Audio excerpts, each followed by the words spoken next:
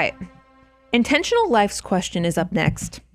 It says, we're buying a minivan for about $45K. Oh, yeah, soon. But we are short on the cash, and he says, foo failure. Should we finance? Or should we use an inherited IRA that's about $30K? Or should we use HSA receipts, which is about $20K? And or should we take our Roth IRA contributions, which is about $100K? They're in their mid-30s. They have $1 million in IRAs and 401Ks. So that's a lot of information. But I think this is an interesting question. When do you finance a vehicle purchase? Because he does technically have options. They are not all created equal, which obviously I know you're going to speak to. But what do you think? I want to make sure that I have the four. We can finance it. We can take out Roth IRA contributions. An inherited IRA. Roth IRA contributions was the last one. IRA, or an inherited IRA, which was about $30K. Okay. Or use HSA receipts and cash in on about $20K. This is, again, intentional life. This is where personal finance is so personal because you have a lot of options here. And it's very, very difficult to tell you which one is going to make the most sense. Because you said you have $1 million in IRAs across the Roth and regular, right? Did they say how old they are? Mid-30s. Mid-30s. Awesome. So one of the problems, and oh my gosh, this is a hard one. Okay. We love tax-free dollars. We love tax-free growth. Like it is so, it's just awesome. So tax-free dollars are great. So when I hear you saying, hey, we have receipts where we could potentially use our HSA dollars. And for those of you that don't know, one of the things you can do, if you fund an HSA, you can then invest those dollars to grow. And if you save your receipts from previous doctor bills and expenses, you can reimburse your future self for those expenses. It's a great way to turn your HSA into like a supercharged healthcare Roth.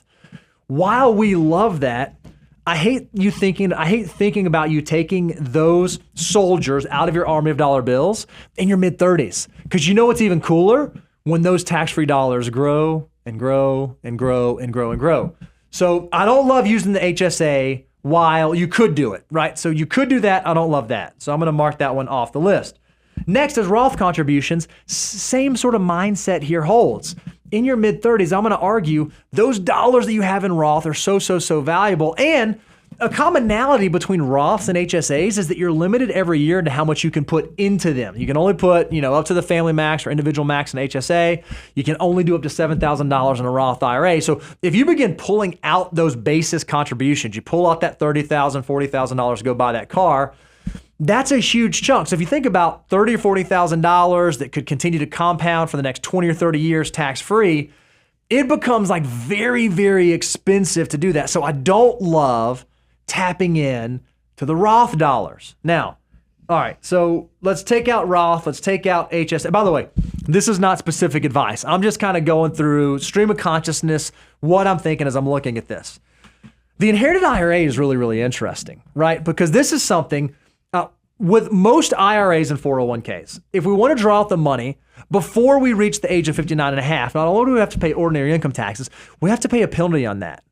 Inherited IRAs are a little bit different. When you inherit an IRA, under the new inherited laws, you have 10 years that you have to deplete that. So I don't know when this came into your possession, if it was before the law changed or after the law changed, but one of the great things is it's not subject to the same penalties. So depending on your income tax situation, if you have $30,000 in that inherited IRA, at some point in the future, I'm going to argue again, let's assume this was after the tax law change, in the next decade, you're going to have to pull those dollars out and you're going to have to pay ordinary income tax on that. Well, if your income is going up and you're going to be in a higher tax rate in the next decade than you are now, it might not be crazy to use those inherited IRA dollars. One, it's one less account. It'll clean up the account.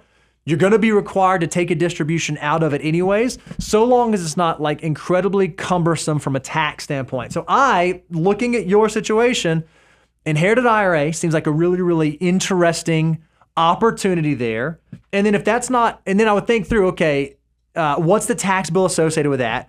And I compare the taxes I would pay, ordinary income tax, to what my financing options are.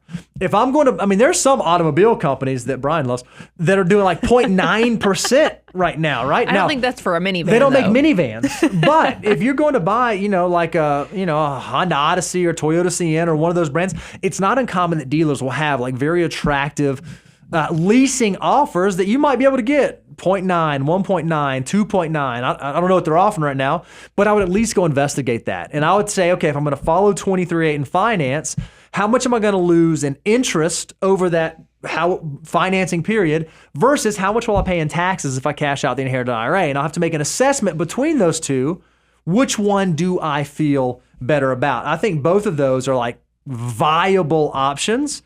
I don't love the idea of tapping into the tax-free dollars. Yeah.